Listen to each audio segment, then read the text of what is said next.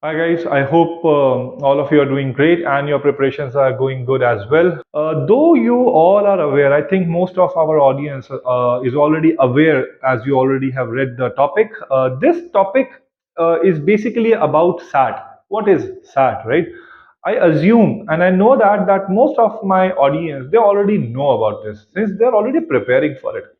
This particular video is going to be the one for those students who are going to get into grade 10th next year or maybe 11th who wants to now know and who wants to get admission into the engineering colleges abroad. I think most probably US and Europe, Canada, and there are other locations, but we are sticking to SAT only. Okay.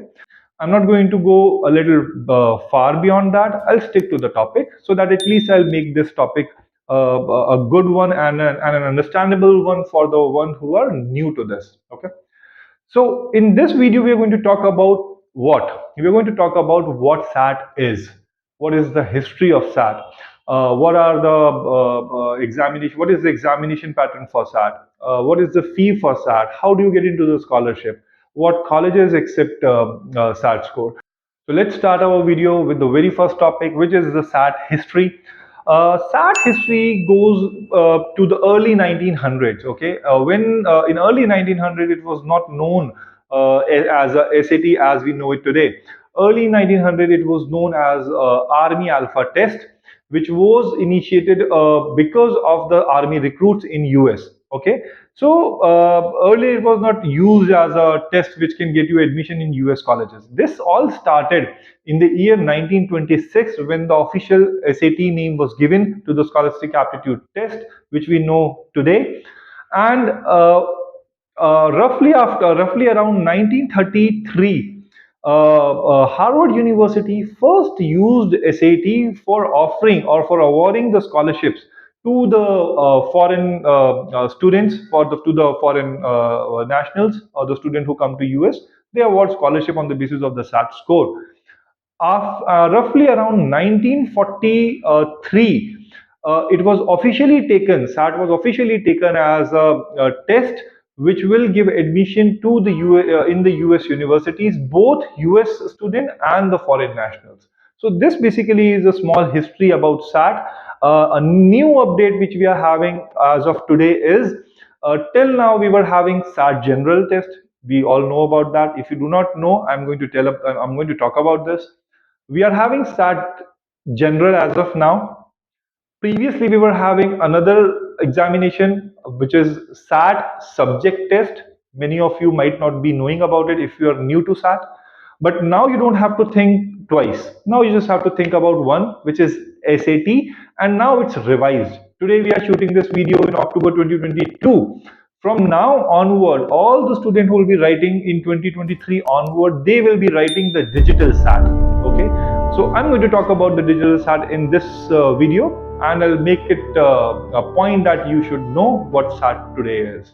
So our next topic is about the SAT versions till date. Okay, as I previously discussed what the SAT versions were. Now I'm going to talk that thing in detail.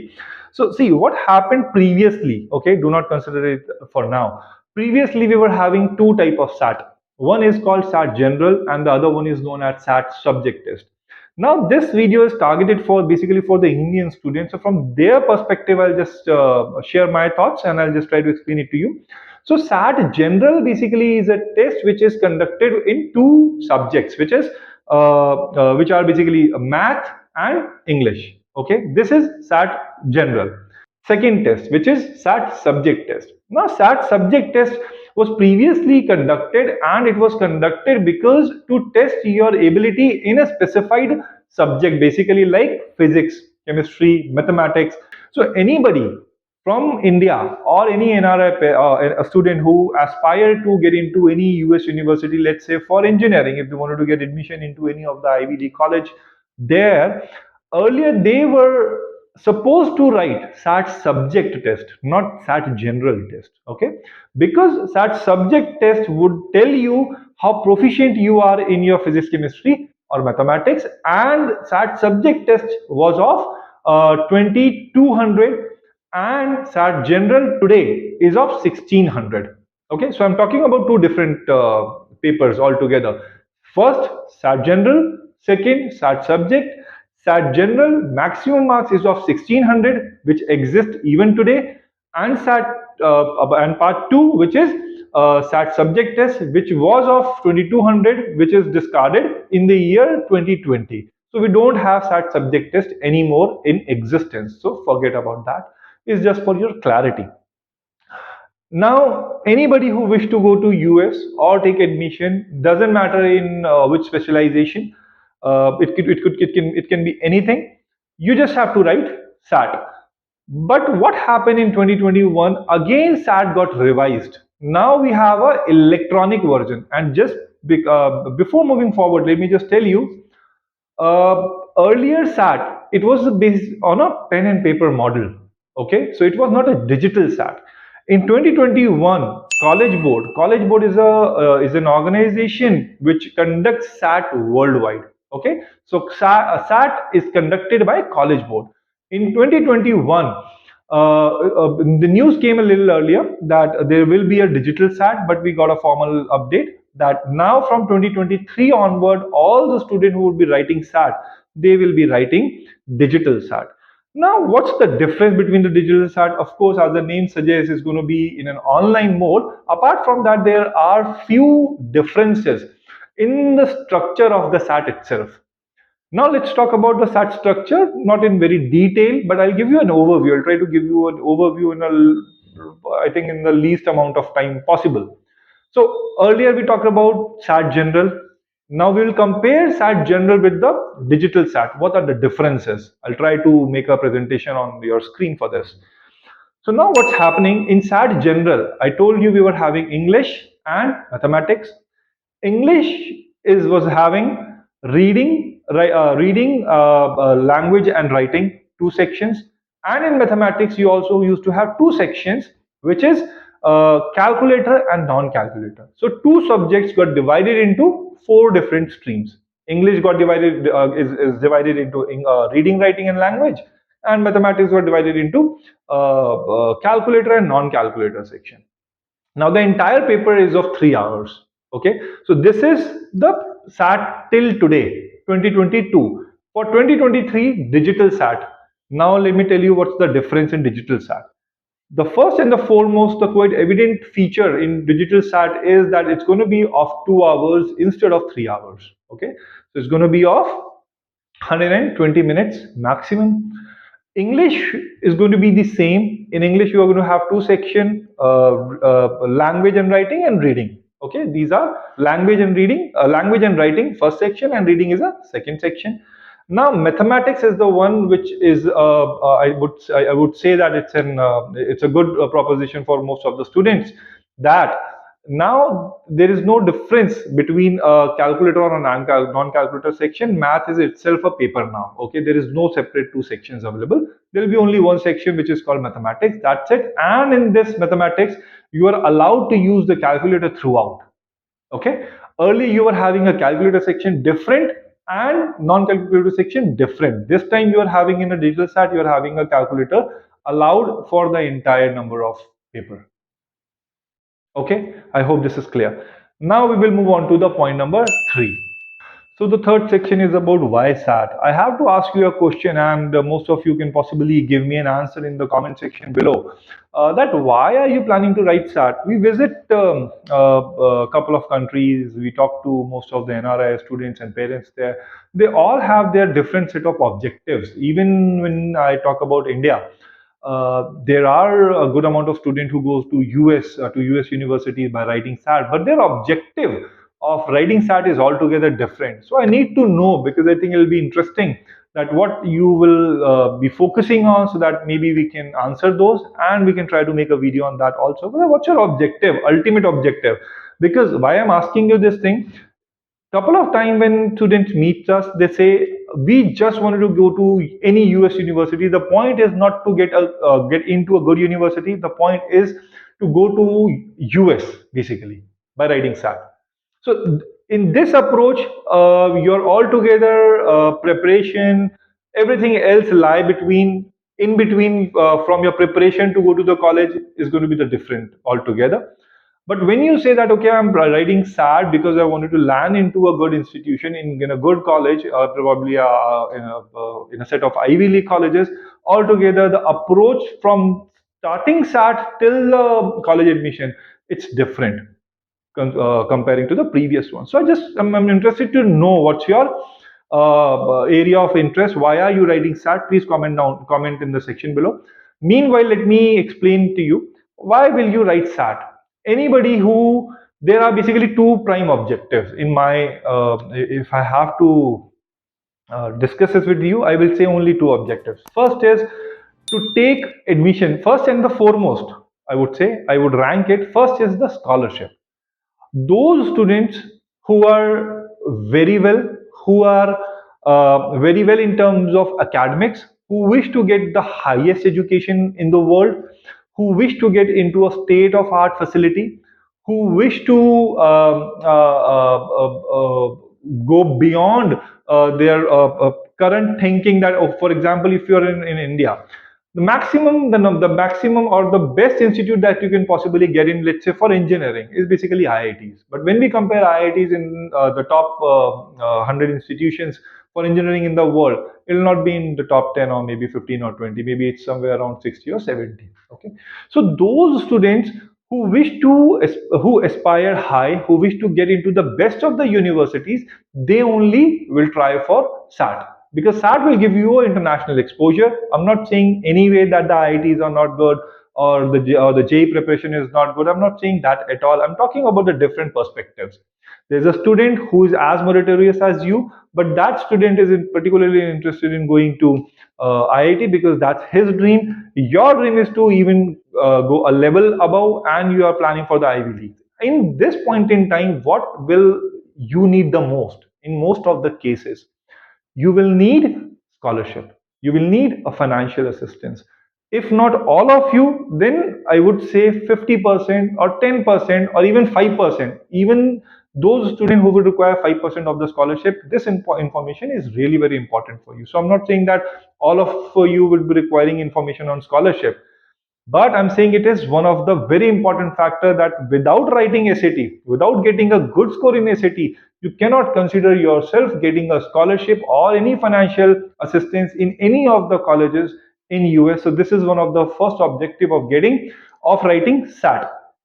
Second, of course, is related to point number one, that if you have a good score, only then you will be able to get into a good engineering, medical, commerce, or whichever stream you intend to go to, you will be able to get a good college. When we are talking about good colleges, most of the Indian students would be able to relate it with me. In India, what happens is if you do not get a good mark in JEE, okay, you know that you have couple of NITs, triple ITs, then you have state engineering colleges, then you have private engineering colleges, right? So if you're having JEE main score, you know that you will be able to fit somewhere or the other just by having a JEE main score. In the same scenario, when we are talking about getting admission in US, if you're having a SAT score, definitely, you will be able to get admission in any of the US colleges, but not of your preference. You have to somewhere or down the line, you have to compromise on the college ranking. You might not be able to get the college that you are looking for. In that scenario, what you have to do is you have to have a good SAT score so that you will be able to meet the requirement of that particular college. If till now, and you are starting since this video is just about SAT, if you are new to this, you need to know what's your aim, what your aim is going to be after 2 years. I assume that if you're in grade 10th or maybe in 11th, you need to know at this point in time, I wanted to go into artificial intelligence or maybe aerospace engineering, and I would be writing SAT. So I need to know which all colleges are there that which are giving me this specialization, and what score should I plan? What is my target score? When you will be writing SAT, your maximum score is 1600, and trust me, if you prepare well, if you give, I would say maximum 6 to 8 months, you'll easily be able to do that. And just to figure that thing out, I've given a link in the description wherein you can download this ebook, and most of your question, most of your doubts will be solved. So just try clicking on the link, download this ebook. This will be most helpful. Okay.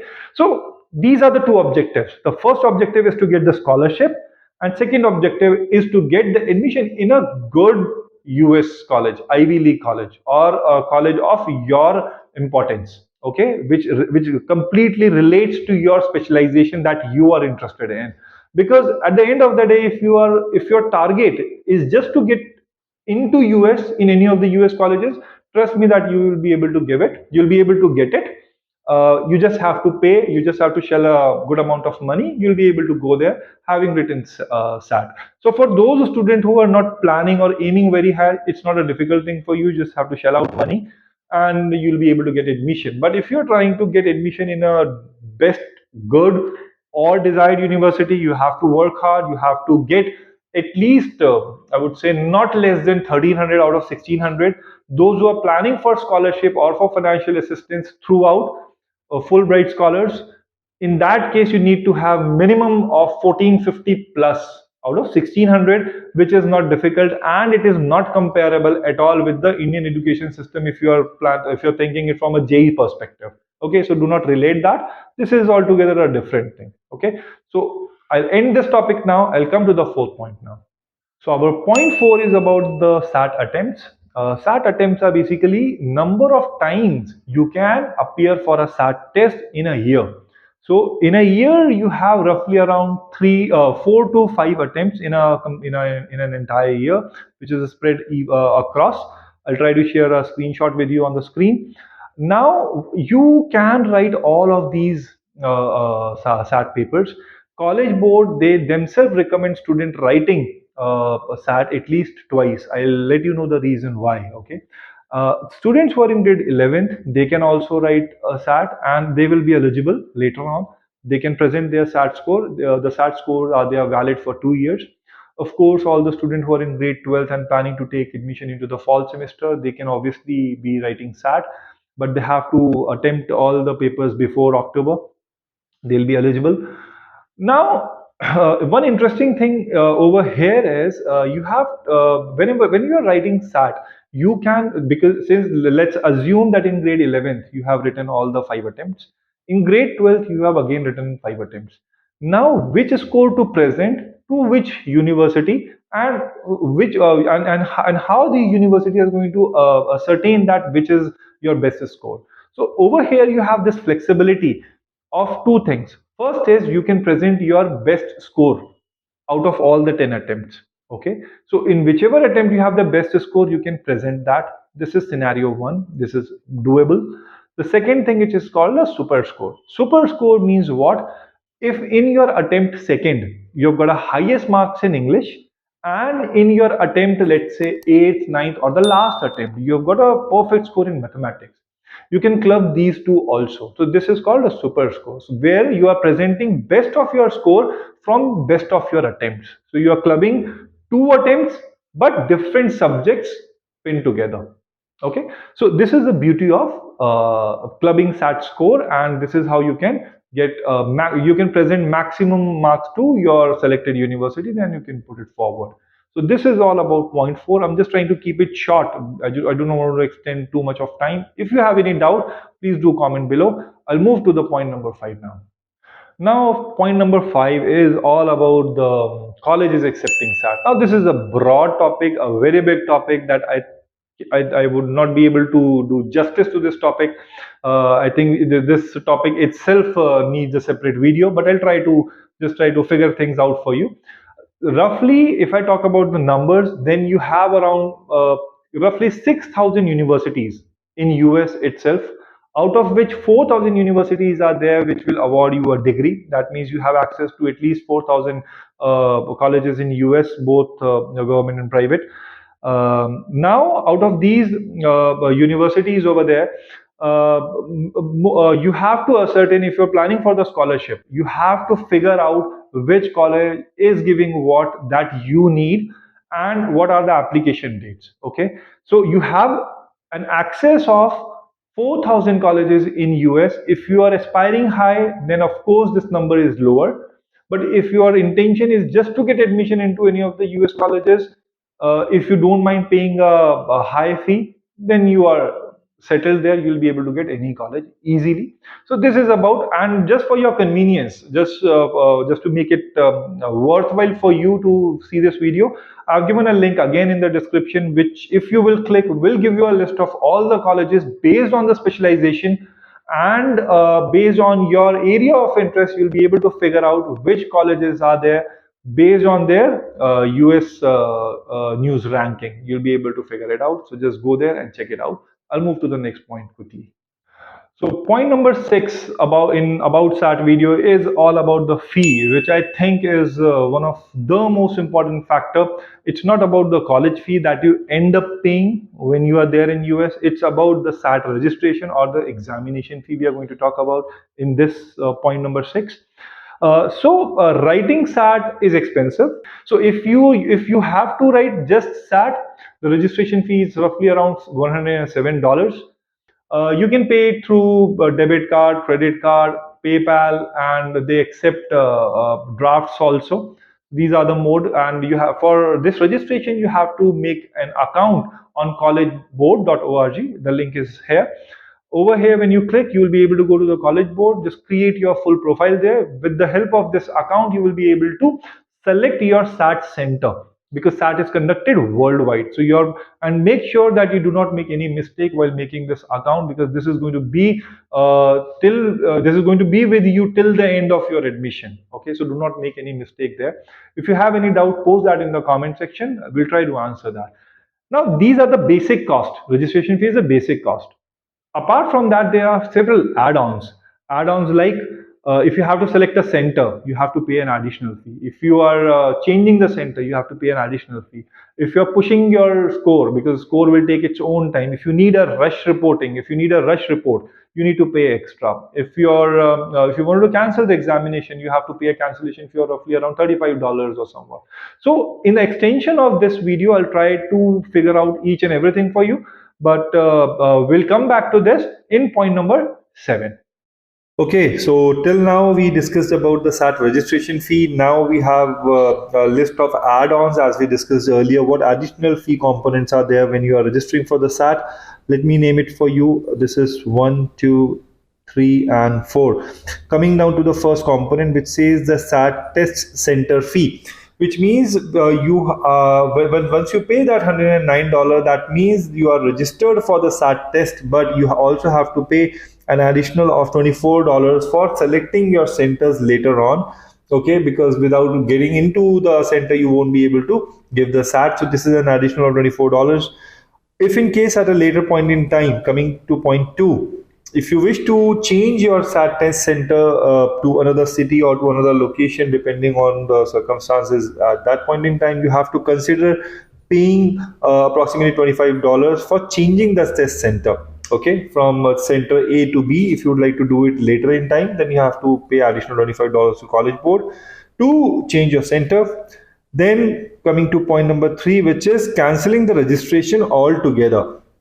Now, if you are cancelling the registration, SAT test registration, then out of the total fee pay, you have to pay additional. Basically, this is a cancellation fee. $25 would be deducted, and the rest of the amount would be refunded back to you. But coming to point number 4, now 3 and 4 are look-alike, but in point number 4, it means that you are cancelling the registration a little later in time. Okay.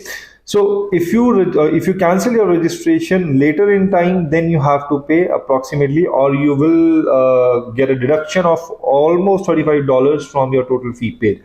So these are the components which are there before you write the SAT test. Okay, so this is the fee component. Now, after writing the SAT test, what all components are there, which I'm going to discuss now in slide B.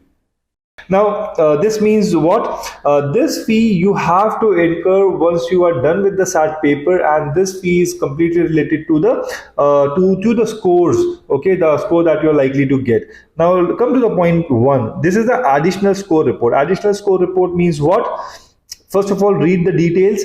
Your first 4 score reports are free. If you order them by 9 days after the test date, additional reports or reports ordered after that time incur this fee. So this means that you have flexibility of getting 4 reports easily. But if you need additional score reports to send it to additional colleges, then you have to incur additional $12 over here per report. Okay, so this is an additional fee. Then comes the rush report. Rush report means if you are in a hurry to get your SAT score before time, then you have to pay college board additional $31 so that you can get a score earlier before time. Then point number 3 is get score by phone. If you wish to receive your score on phone, you can pay $15 per call per report to the college board, and this will be made available to you. Then archived score is point number 4. For this you have to pay additional $31. Then SAT question and answer service. Then point number 6, SAT student answer service and hand score verification. These are additional costs which is not mandatory, but these are mentioned and stated by the college board. If in case you would like to take these services, you have to pay these additional fees. Otherwise, you don't have to pay these in the slide B, whatever fees you are watching over here, you are seeing over here. These are not the fee that you have to do. These are the additional costs that you can incur if you would like to take an additional service. So I hope now the fee part is completed. So this is all about our SAT overview video. If you have any other query, which I think you must be having, just do let us know in the comment section below. And we have our email ID, which is info@testprepka.com. Try sending us an email. If you're looking for preparation, of course, we are there. Apart from that, we are going to create a whole new playlist for the SAT preparation, for which we will keep you posted. I'll ask you to consider subscribing Test Prep Card. See you next time.